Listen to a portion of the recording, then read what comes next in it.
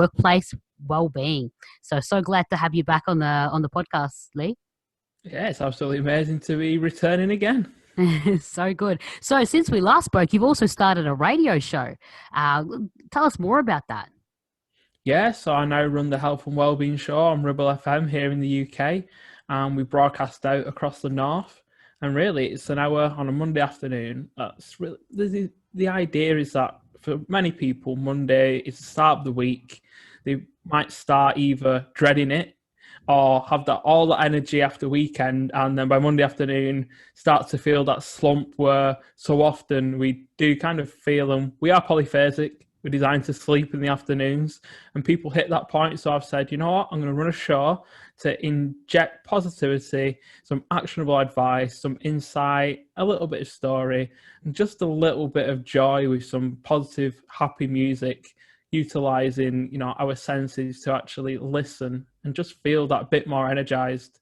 And I get different guests on who run different modalities and simply ask them questions and drag some insight out of them that the audience can then use.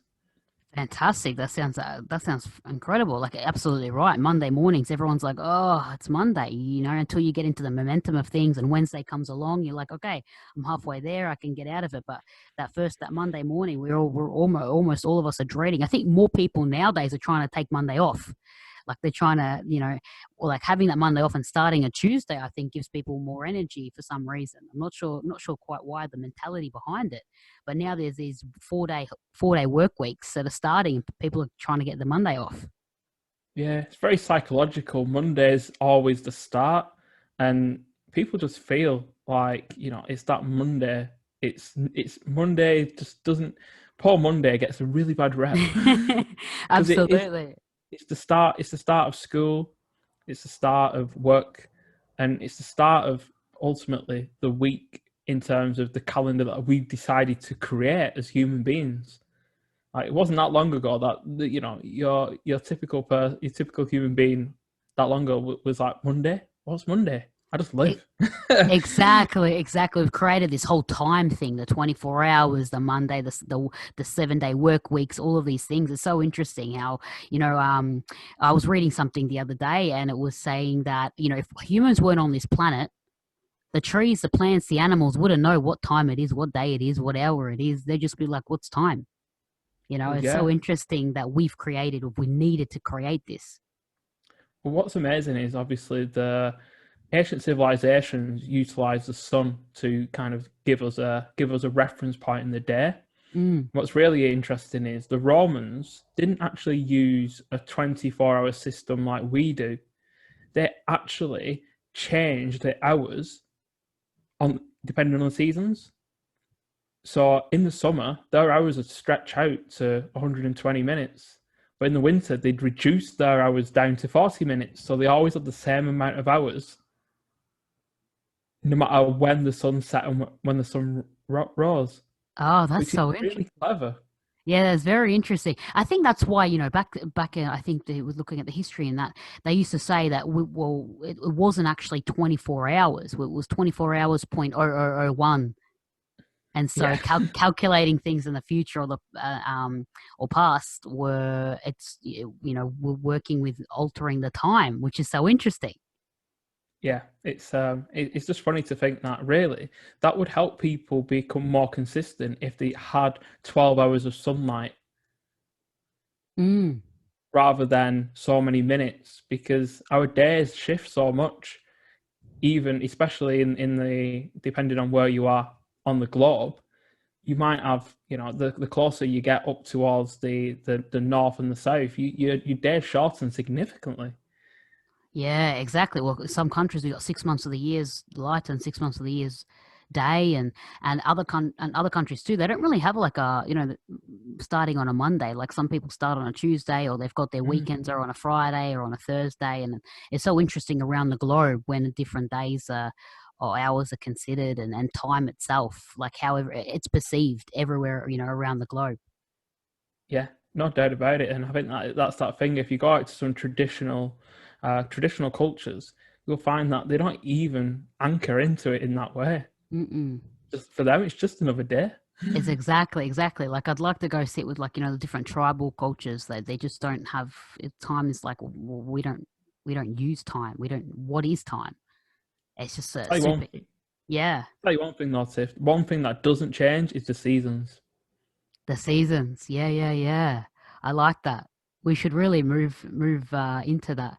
A friend of mine actually, she asked this question on her page, and she was talking about this, and she's like, "What season are you in?"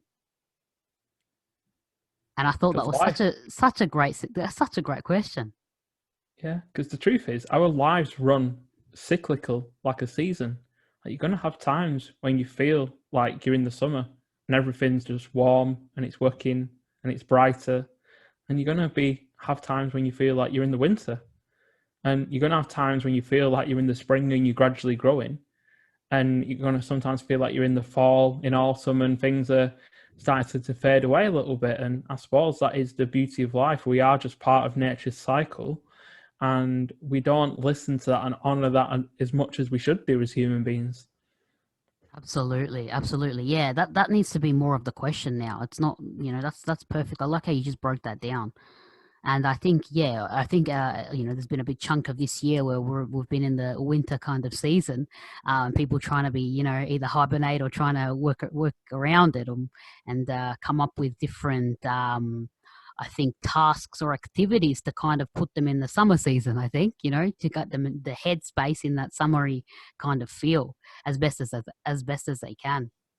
So in saying that, actually really kind of builds like a nice little foundation there for us to dive into the question. So I really like this question. I really, really want to dive into it and see how we can, best apply it. So the question, listeners, is how can we embed well-being in all aspects of our life? Now, Lee, do you really think that this is possible? So, you know where I come from, where the potentialities and opportunities are always there for us to look at things a little bit differently, to disrupt the status quo, and not to put limits and boundaries on ourselves. And I honestly believe that well-being can be threaded through all processes in our lives. And the beauty is that when seeing other structures that have done something similar, it's possible. It just does require a certain element of seeing things a different way and starting to build things for yourself, but also frameworks for the future to do a similar thing. Because, like we just said, then the human beings have been here in this kind of psychological and physiological form for 230,000 years. Yet we talk about 100 years ago like it was the start of man, Mm, when really it's like 0.001% away from where we are today. exactly. And that just shows how much we can evolve if guided in a way, and how really our well-being as humans is only something that we've started to try and anchor in on and turn into something more tangible in recent times, because there was a point in time where we were prey, we were struggling to survive, and you did look after your well-being because it was paramount. Don't look after yourself, not going to survive. And all of a sudden, that danger has been gradually dissolved. And suddenly, well-being is not something that you need to survive. It's no longer survival of the fittest, survival of the one who's kept himself or herself well. It's now you can exist in a suboptimal state, and you will be, generally speaking, fine to exist that way. But the deeper and bigger and wider you go over time, you realize that if you're not well, then you struggle to really actualize that potential. You struggle to feel and understand and really channel fulfillment in life.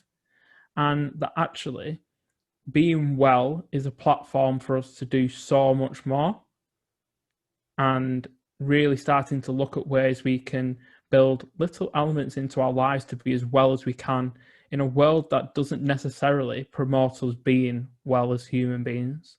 No, absolutely. That Absolutely. self What awareness. Yeah, exactly. What I guess, what we're promoted to do, like nowadays, I think it's just most recently where there is such a strong focus on, or maybe less the last, 30 years on like mental health and well-being. It hasn't been something that has come to the forefront of things, 20 or 30 years ago. It wasn't such predominant, and people aren't speaking about or promoting or trying to get involved in it as they are now. And I think what seems to be the main thing is that people are focusing on, say, like meditation as to gain well-being and like exercise and eat and things like this. But I guess what we were discussing this before is that we tend to have, like, say, oh, I'm going to meditate for half an hour, and then that's my half an hour of well-being. Yeah. Now I'm going to go back running into my life. I'm going to start chasing this, doing that, doing that. I'm like, well, me meditating for half an hour and then running around again for the rest of the time, plus sleep. Am I really focusing on my well-being? Is well-being really part of my life? Yeah. So the interesting thing there, Tiff, is that when we actually look at well-being and we go beyond the platitudes and a lot of what people think, it actually comes down to our everyday actions. It comes down to our identity as human beings. And ultimately the activities that we carry out under the banner of well-being, that's not actually well-being, so to speak. Well-being is ultimately the feeling of being well.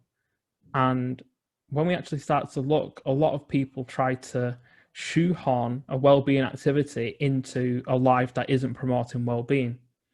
And it's like trying to build a house without building the foundations. So the foundations for well-being start with you becoming more self-aware. And that self-awareness expands for you to start to understand that you can't just bring in well-being and import it. It starts internally. And because it starts internally, when you start to cultivate your emotional intelligence, you start to understand your emotions, your feelings, your actions, your thoughts a little bit more. And that helps you become more well because you've got that understanding of how to express those healthily, So of when how you're to, so yeah. when you're say going by, like, okay, I've got to get, for example, the kids ready for school, and like cultivating what I guess what would you say is a good frame of mind to going about, you've got kids, like, to go about not rushing around chasing, trying to get them ready, trying to take them to school. So it's looking at in that situation, it's probably a time limited situation. Yeah. Most of us are traveling at such speed in modern life that we become stressed. We start to shout. And what you realize is I face that challenge every morning with my two, getting them ready. I did this morning. And it's very much a case of if you lose your patience, they will also lose their patience. And what it actually requires you to do is just to step back and realize that to effectively get them ready, get yourself ready, and live this functional life, you need to connect with them. And that connection requires you to step back from those initial feelings of, I'm in a rush. They're not doing what I'm asking them to do.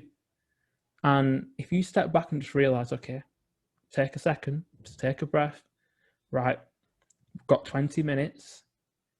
What needs to be done?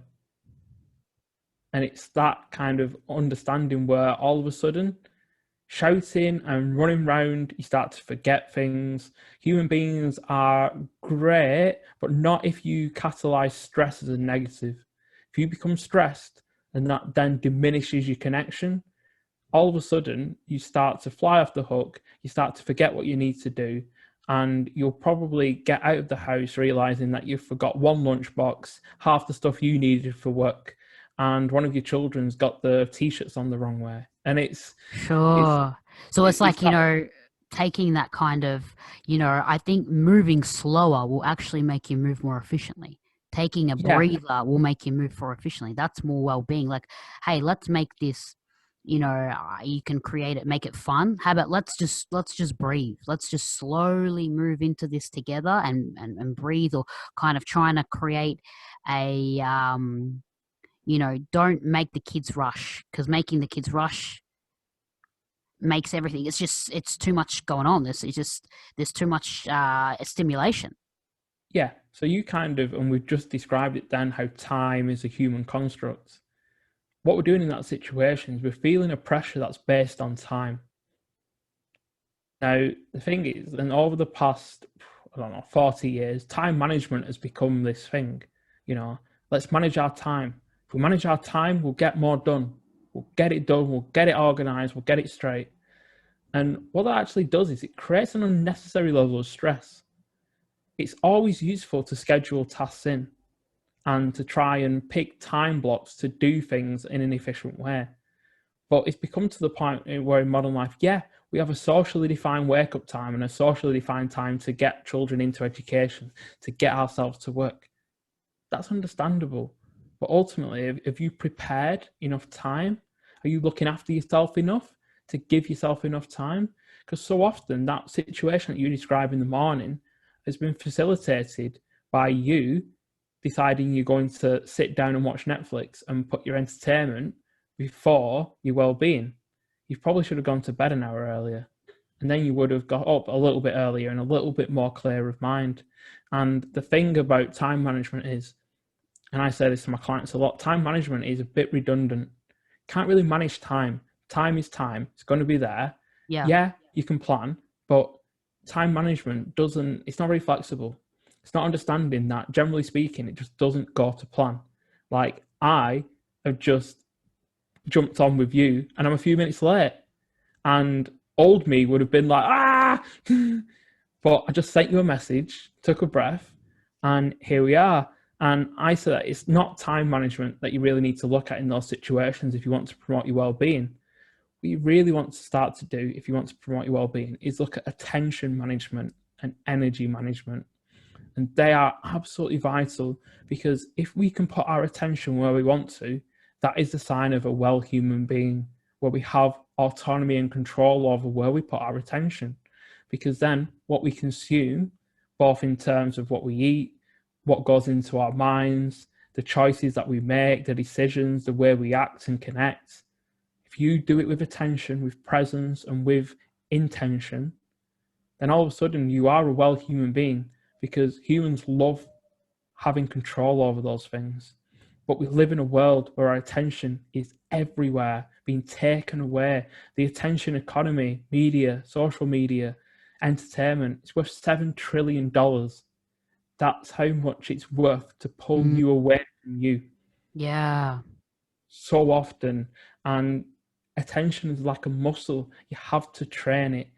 If you allow yourself to be bombarded, stimulation inputs everywhere, and just have that all day, we have more stimulation now in a day than our ancestors had in a lifetime.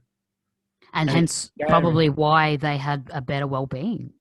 Yeah, it's because they were focused on the few things that mattered, making sure that they were fed, that they were safe, that they connected with other human beings, and ultimately that they lived in a way that was congruent to the times that were coming. Do you And think then, in saying that the main problem nowadays is people are connecting less with each other, and that's probably what's not allowing a better well-being? Like you said, you were focused on, instead of the time and what happened there, you were like, "Hey, Tiff, you just connected with me." And I was like, "Yeah, that's fine." And that, because of that connection and that attention you put with another person, instead of, staying in your own head about, oh shit, I didn't, go exactly on time, that is where our well-being is best served. Like, if we're able, like, it's through the connecting with the people around us who we're giving our time to and our attention to. It's like, foster those connections will be fostering your well-being. yeah, so connection is vital to well-being. I think the barriers that we face in modern life are how busy has become, synonymous, how wealth, so figurative, quantitative measures are how we measure things. So, wealth and health and all that kind of thing. But truth is, you can't really put quantitative figures on health in that same way. not in No. terms of value. And then we just have a lot in this world around that kind of internalization, consumption, not really appreciating so often that it all starts inside of us. Yeah, And we exactly. don't get the time to reflect when we're too busy. And that then leads us to just really run and realize that so often we're running in the wrong direction, not on the journey we want to take. And we're No. running further and further away from where we actually want to go. It's making me think too, is like, we've scheduled a time right now to do this podcast and that, but you're giving me, it's calm, you're giving me your attention, I'm giving you my full attention, even though I'm sure I've got other things scheduled after this, and so have you. But because I'm like, I'm not thinking about that, I'm not trying to rush this, I'm giving you my full attention. That already is like enhancing my well-being. It's making me feel energized, it's making me feel in my way of impactful as Yeah. well. Like, I'm impacting this conversation right now. You're impacting this conversation. We're not trying to just go, hurry it. When you're trying to connect with people, even though we've all got different things that we need to do next, but they're not actually present with you. They're not engaged. They're like, they might be present, they might be talking, but you could see someone who's like, oh, I've got this other thing I need to do next. Yeah. And that's preventing our well-being, I would say. Yeah. So here in this situation, we've had the intention, so we've booked it in. Intention is important. And now we've got the presence because we are both here with the intention to have a conversation and we're both fully present. And what that does is really presence is charisma.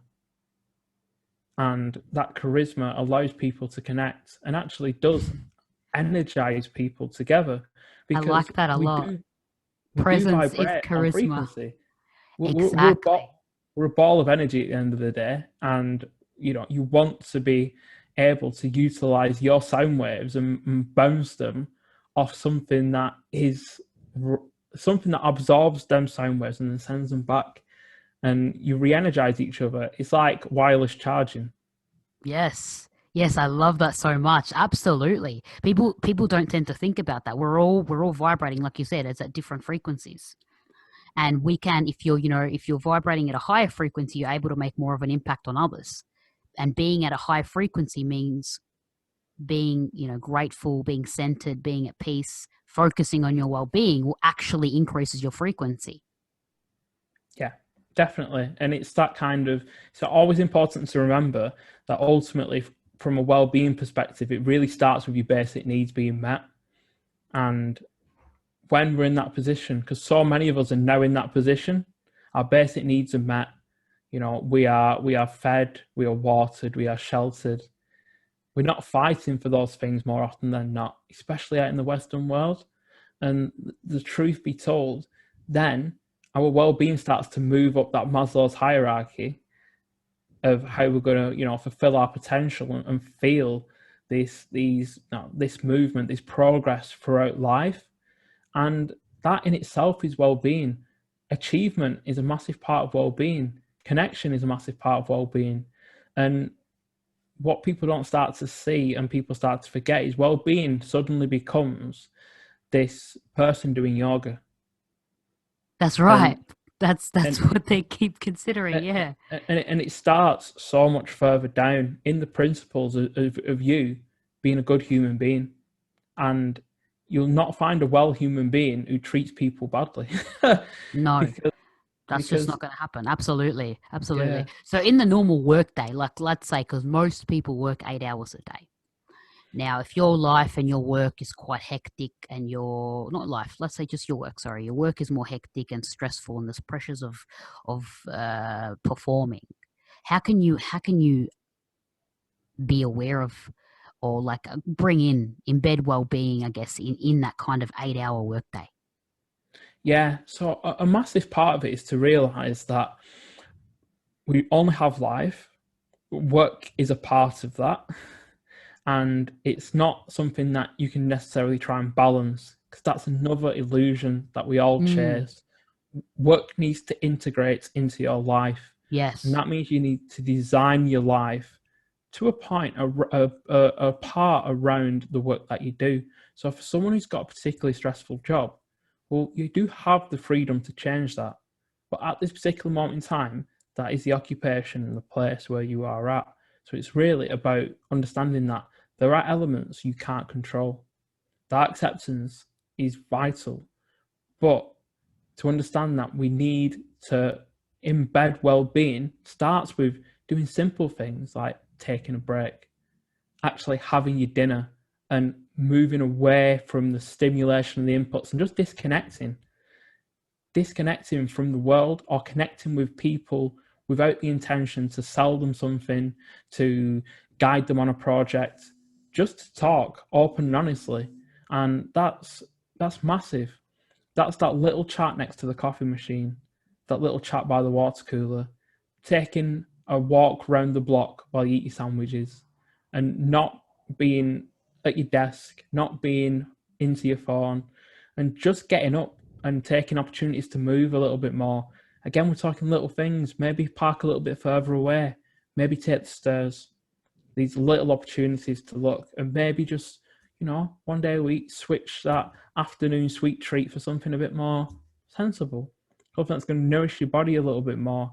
And it's well-being is not the sweeping statement, not the big holiday, not the I'm doing these activities. Well-being is making really small choices that look after you, because the modern world is comfortable, and comfort doesn't breed well-being.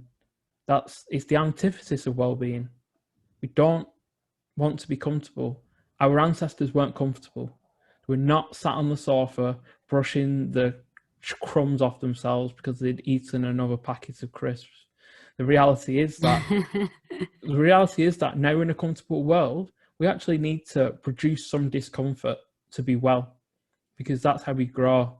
And that bit of uncertainty is what generates well-being. By taking and popping your little toe outside of your comfort zone, to stretch yourself a little bit, to scare yourself a little bit, you will treat yourself better. Because funnily enough, it's that feeling of fear, that being scared of things, that actually prompts us to action, to change, to make more time for ourselves. And so often it hits crisis before we start looking after our well-being. Yeah, Don't listen to those signals. That's a great point. Most people start going, "Oh, I better start looking after myself now." After you've hit a really, a stressful point, you're like, "Oh, I'm really like pushing at my maximum here." Do you think though, like a lot of people are unaware of their limits? Well, because we don't know what our human capabilities are, and so we kind of, pushing past your limits, or not pushing past your limits, because I know that's seen as a good thing. Like let's go a bit further, but pushing past your I'm taking on too much. Like I've got this load. I'm doing more, and I'm always doing more. I'm like, well, you can be doing more, and maybe something's going well. Like either you through your work, or you're trying to take on other things, or work longer hours to get promoted, or whatever. But is that in the end worth it? I guess it's like you're outweighing the is it worth it for me to push myself harder than to take care of myself? Yeah. So I think it's important that we don't always put limits on ourselves, but we be realistic. And if there's anything to come from my own studies and my own understanding, is that we do actually have to push ourselves at times. And again, life is like seasons. We are going to be planting and sowing those seeds at some point, and that's hard work. Those periods, probably put more behind it. We need to ensure that we're going to have seasons where we bask in the sun and take a bit of a rest. Yeah, So yeah, there are going to sure. be challenges for people who set up their own business, for people who are going for that promotion, where you put that extra push in. But if you still put that extra push in, but still do these little things to look after yourself, what you'll find is you won't hit that ceiling of burnout and find yourself in a really, really difficult place. You'll have that bit of space to reflect and listen to your body and know when you're starting to get a bit too close. And that's the real crux of well-being, is that it all starts with listening to your body, because your body is an amazing feedback loop. It tells you all you need to know. Are you feeling so tired you can't concentrate? You need to look at changing something, either the amount that you're doing, the amount that you're sleeping, what you're eating, how much you're moving, because your body tells you all this information. And the biggest thing about the modern world that we're in is that you become a bit blind and a bit desensitized from what your body's telling you. And if we want to be well, it all starts with listening to your body and just making those small changes and seeing if your body tells you, yeah, that's good for me. That's making me well. Yeah, I can keep going. It feels good. I guess, yeah, like a lot of people kind of work or allow their mind to drive them instead of kind of listening to like their emotions and their body, like you're saying. People aren't connecting the three. And I guess that's when the people are saying your well-being is through meditation and yoga, because it does connect all these different aspects of the body, mind, soul, like emotions, all of these different things. So like if you're somebody who, who doesn't really thrive, work with yoga and meditation and that kind of thing, is there, do you think, other ways of understanding, hey, I've got to, like, what's a way of connecting with your body? Like, how do you to understand, hang on, this doesn't feel right now?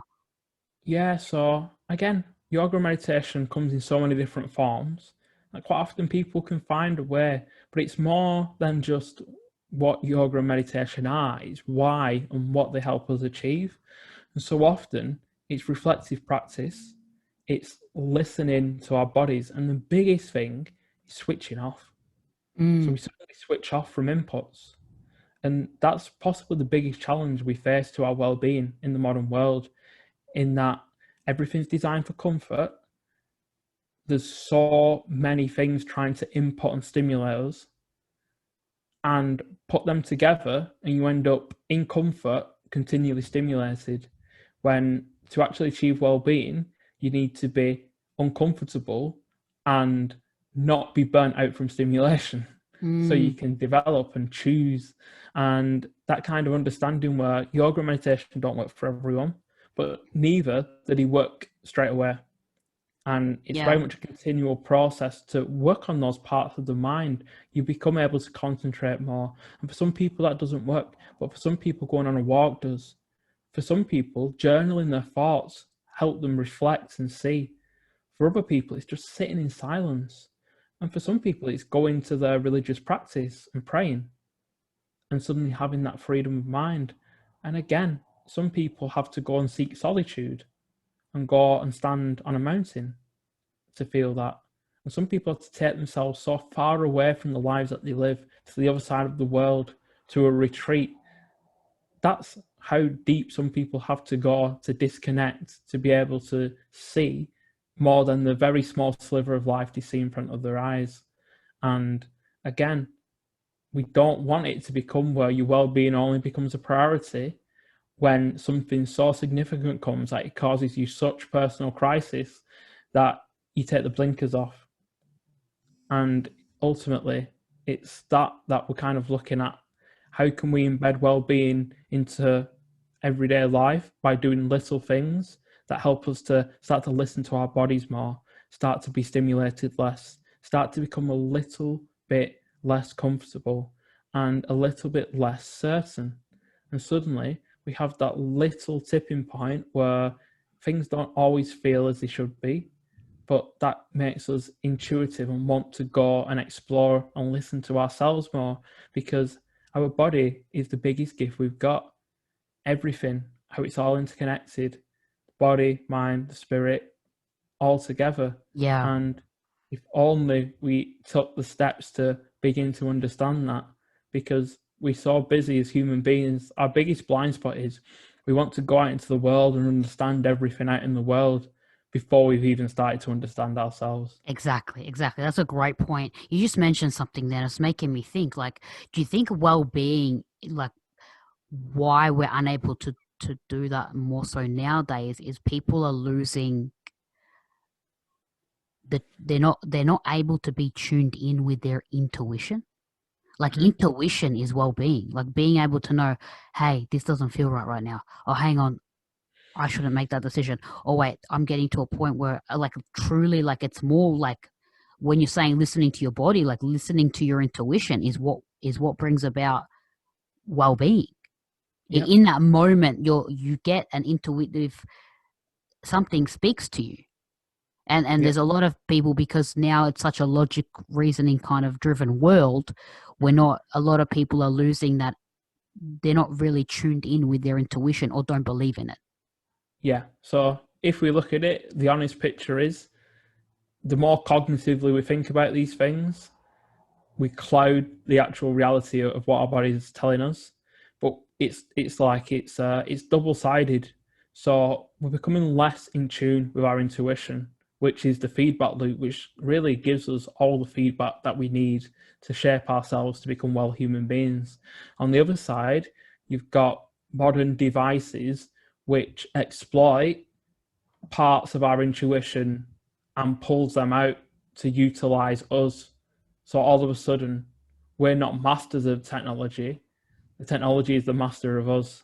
Mm-hmm. And because a lot of, platforms, apps, and technologies that we use today, they've been designed to hook our psychological elements and utilize them to get us to use those particular apps, services, and platforms. And unfortunately, the reality of that is we are still that 200,000-year-old brain. In fact, it's much older than that. But even considering those humans, that's still us psychologically and physiologically. And now we started to get an understanding of how we can change people's behaviors by exploiting that, by continually bombarding them with certain stimulus and certain hooks and pulling their intuition away from themselves to where they start to form habit loops to do other things. And the more that's exploited, the less people can listen. Yeah, so it's And like the mind is in battle with your intuition. It's like I'm in control here, not you. yeah, and it's beautiful, the circuitry we've got in our minds. It's more complex than anything we'll ever be able to design or anything we can ever imagine. And yet, like anything, it's got vulnerabilities that are being exploited in the modern world. And the truth is, if we look at the antithesis of well-being, the kind of food scientists created hyper palatable foods that fill our shops, about the air that's not great in some places, particularly toxic, about the fast fashion, which is causing all sorts of problems for people's well-being all across the world, from water to pollution to economic development. And all these things just seem to be as is. This is just what is now spread to you. Look, and we'll keep flashing these claws and these food products, and then they try and almost reverse you by saying, well, we'll give you these well-being items and you can feel so much better about life. And what they're really doing is they're trying to get you into a cognitive place where the only thing that you feel you can do is go and buy some well-being and feel better about life. But it all starts in you. And if you unplug from the matrix, so to speak, step back and look at yourself, you'll realize that once again, like so many things, human beings are born with the answers inside of them. They're born with the power to understand themselves. And really, you're born as an experiment to go out and keep experimenting with until the day you die, because every one of us is an individual experiment, and your well-being is your own experiment. Exactly. That's a great point. That's exactly it. Like I've seen, your biggest project that you'll ever work on is yourself. And people don't and forget that. The biggest project you will ever work on is you. And so like I think, a big thing that could help in a lot of these ways, and a lot of people talk about it, is like as your adult life goes on, you can always take as best as you can, but if you have this opportunity, but you can always take like a gap year. You Yep. could do a simpler job. You could go, look, I need or even quit your job. It's not helping you. It's not working for you. And take that year to really, I did that. I was working in a job in my career, and I'm like, you know what? I'm going to go do another job, but it's going to give me more space in my mind to really narrow in on what is truly important to me. Yep, it's massive. And I mean, at the moment, I'm designing a course to take to young people who are about to graduate. And what it helps them do is, before they go out into the world and join that dynamic and fast paced environment where all of a sudden all the noise hits and you can't hear yourself, is to define what they want to become and start to help them build a plan, ask them a lot of questions, and really get them to define who do they want to become in the longer term, and how can they break that down into shorter term goals so that when they go out into the world, they have a defined idea of who they want to be, and they don't need to spend 20 years doing things they don't like, they don't enjoy, to gradually chisel that and find it. And yeah, it still takes action, but if you have a little bit of a plan, you can be pre-warned and pre-prepared for what's coming, and actually start to think that this is something I can, do in stages. And if I do it like this, I'll be able to listen to myself, and that'll be the feedback that I need to shape myself going forward. And I think the biggest thing to take, Tiff, is really when we become adults, all of a sudden we lose all these amazing things that we had as children: curiosity, ability Yes. to question, the ability to predict situations. And truthfully told, children, they listen to them bodies, they listen to themselves. And what's really beautiful is they fall over and scrape their knee, they don't start crying, they just look at you, they look at your reaction, because they are ultimately programmed to become who they are. And yet they have all these elements. Like, children are able to be incredibly well, children are incredibly resilient, children are really optimistic and have a lot of hope. And then all of a sudden you hit adulthood and all that's taken away from you. And Yeah. if you want to do well, optimism, hope, curiosity, disruptiveness, yeah, all traits of someone who's a well human being. Yeah, we need to just learn from our children, from the children. Yeah, absolutely. I like that course that you're talking about. It's like, instead of us going straight from high school to university, we're in kind of a degree of some sort, or chosen majors and minors and all this other stuff. We should kind of go into like a course of nothing. A Yeah, course of nothing that allows you to just explore for a few years yeah. and And I kind of think, find who you want to be, what you want to be doing. Like, it's like an open ground, a course of nothing. yeah, and I think that for so many people, I mean, it used to be things like national service, where you'd go and serve in the army in some way, or some kind of group, and that kind of, you'd see maybe what bits of you resonate and what didn't. But really, it's just, education is so, I don't know, education just has lots of issues that compound the fact that education doesn't really teach you to listen to yourself at any point. It doesn't really teach you to ask questions of yourself. It doesn't really teach you to listen. So because of that, it's no surprise that we kind of hit that point and come out of education and we're a bit deaf to the world. Yeah, and But unable to really focus on our well-being. We don't know. We're not, again, like you said, doesn't focus on to listen. You need to listen to you and what you need and feel, and to your intuition, and be in tune with these things, and not let your mind or society kind of get you into, or technology, mind, society, technology, the media, propel you into a downward spiral. and just one thing to kind of comment on before we break off the air shortly. This course is actually entitled Career GPS, Mm, because people always want to advance the career. People never seem to want to advance the well-being. no. What's more important? And Exactly, exactly. And that's a great point. You can advance your well-being. It's not like we said, it's not just this half an hour you put a meditation or yoga in throughout your day. Your well-being can always grow. It oh yeah, can always expand. And it can also go backwards as well. So it's like, be aware of it kind of growing, and really, is it developing in your life, or is it going the other way, or is it just short little moments, like little minutes yeah, here and there kind of thing. yeah. So if you want to ultimately, advance your well-being throughout your life, as you learn, you expand, you become more aware of yourself, you have more acuity to your intuition, then yeah, it's a journey. But you should look to advance it in the same way you advance your career. And actually, it's going to be one of the bigger and more important skills in the future of work, in the future of humanity. So start today and actually Absolutely. think you one day would want to become director of your own self-awareness.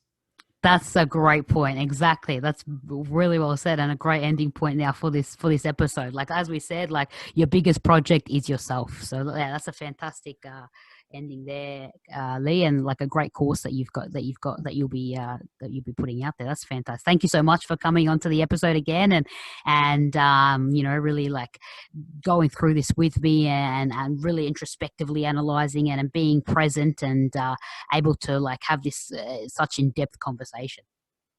Yeah, it's absolutely great to be on again. Yeah, so great, so great. Well, thank you. Thank you for listening to Get to Know You. If you enjoyed this podcast, rate, review, and share the podcast on Facebook or Instagram. You can tag me